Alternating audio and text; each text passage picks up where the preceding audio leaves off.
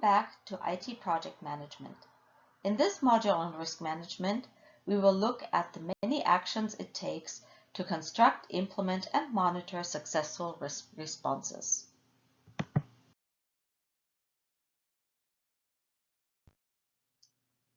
Here is what you will learn in this module.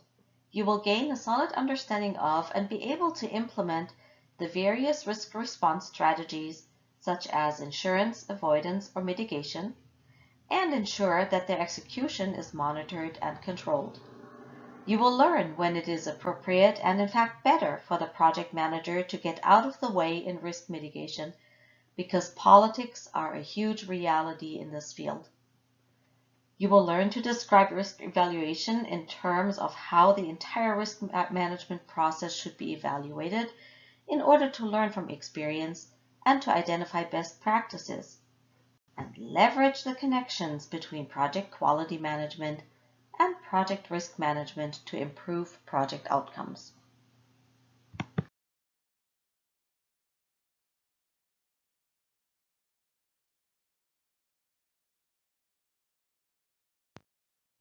Once we know the rank and the cost for each risk, now that we have done the cost-benefit analysis, we know for sure whether or not it is cheaper to do something or to do nothing about reducing the likelihood or the impact, that is, eliminating or weakening the root causes for the risk. If you decide to do something, that is, to make an action plan to prevent the risk from happening, that is called mitigation. Doing nothing is also a perfectly okay choice as long as you can live with the consequences should the risk come true. In that case, we are saying you're choosing to accept the risk. Now, you could also assign the responsibility for this risk to someone else. In that case, we talk about transferring the risk. The classic example for this is buying insurance. When you buy car insurance, for example, you are paying the insurance company to, in the end, pay for the event of you having an accident. That is, when the risk of having an accident comes true. Lastly, you could decide not to. And we're back to our laptop example again. Look at your list. Let's look at our example risk one more time. In the left column of the gray table, we see the risk response types. In the right column of the table, we see possible associated actions. Should we accept the risk? In that case, we do nothing. Or should we mitigate? In that case, we would want to start preparing for the possible staff cuts by cross-training now the people whom we know we're not going to cut. We should also communicate with our management very frequently, at least monthly, to ensure that payroll money is in fact available. Or we could transfer the risk by taking out a bank loan. That way the bank would be paying our payroll. Or we can avoid the situation altogether. Once again, we're coming back to our laptop example. This time, please pick one of the risks you have decided to mitigate and develop a mitigation plan. Read over this bullet list of the 7 attributes of a detailed mitigation plan. Your plan must address each of these attributes. Lastly, add this plan to the register entry for the risk on which you are working. Once all your mitigation plans are done, you will add them to your risk register. Remember that the project risk register contains all the risks, old and new, of the project. It starts with a unique number for each risk, so that you can find it again when you need to update it. Next comes a description of the risk. Here, the description is very structured, so that we can easily find the condition or trigger, the consequence or impact, and the cause or driver. Note that we're following the if-then-because syntax to capture all the parts of the risk. The next 2 columns hold the impact and the probability or likelihood for each risk, here shown qualitatively on a scale from 1 through 5. And the risk ranking value is computed in the following column. The table area with the blue headers shows the mitigation plans for each risk. Here we see the steps as a list, followed by the due date and the risk owner. What is not shown here for space reasons is the expectation of how much each step is going to reduce either consequence or likelihood or both.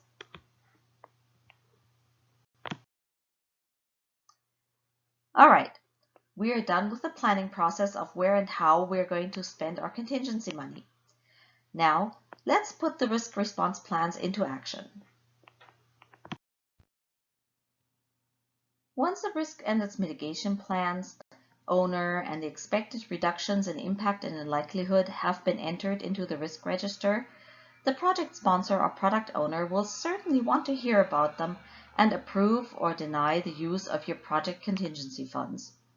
They may also have an opinion about whether the risk owner you have selected is the most appropriate person to lead the risk reduction effort, or they may request changes in the steps of your mitigation plan or adjustments of the expected risk reduction percentages.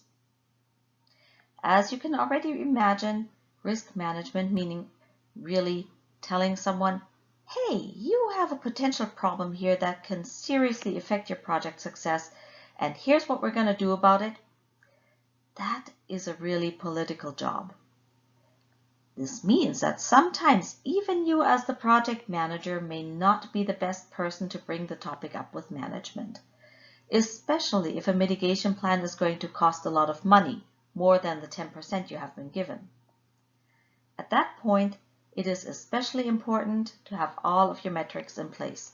This includes your risk matrix, your risk reduction plan, and your step-down percentages for impact and likelihood, and then hand your paperwork over to a middleman or middlewoman whom you trust and who commands a lot of respect in the organization. That person should attend any risk management board meetings and report on the step-down progress. Most importantly, all activities for risk mitigation need to be status tracked as precisely as any other project work task and be available whenever management or your peers ask about them. You're spending the organization's money, after all.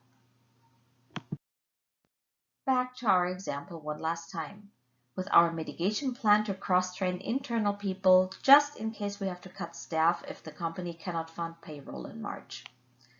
So let's assume that the project sponsor or the product owner have agreed that you can use the 10% project contingency money to pay for this risk reduction.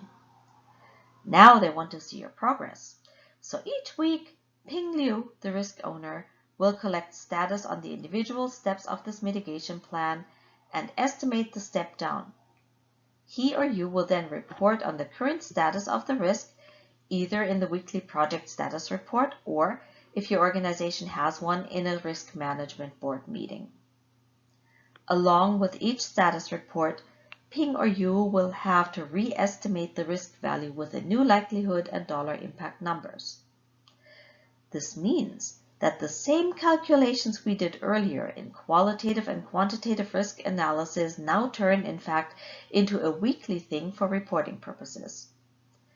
That may seem like a lot of work to you right now, but imagine if you identify a potentially really destructive risk and you see the numbers go down. And it's not just you who sees that, it's also and especially management. In fact, at some point, successful step downs will move your currently yellow risk into the green zone, and more mitigation may not be needed anymore, or may cost more money than to accept the residual risk with which your project sponsor is comfortable. That's when you can become known as a risk management superhero.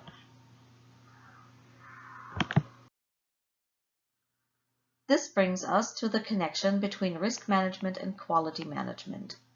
I cannot emphasize enough that successful project risk management, when risk response approaches and plans are shared across many projects in an organization, help not just one project, your project, deliver better outcomes, but really deliver better outcomes for all projects in the organization. The lessons that we can learn from successfully identified and managed risks, and even from their mitigation failures, help us reproduce similar successes and avoid similar mistakes in the future. That's why risk management is included in the ISO audit areas and is required if an organization wants to apply to be audited for CMMI Dev Level 3. Here is what you have learned in this module. You have learned how to identify and implement the various risk response strategies such as insurance, avoidance, or mitigation, and you have learned that it's very important that their execution is monitored and controlled. You've also learned how to manage the mitigation, implementation, and monitoring process and know when to get out of the way of organizational politics. Lastly, you have learned how to describe risk evaluations in terms of how the entire risk management process should be evaluated in order to learn from experience and to identify best practices. And you are able now to recognize and leverage the connections between project quality management and project risk management in order to improve project outcomes. Here are the words that you have learned in this module. Please ensure that you can define and explain each one of them. Thank you for watching. I look forward to seeing you in a future video.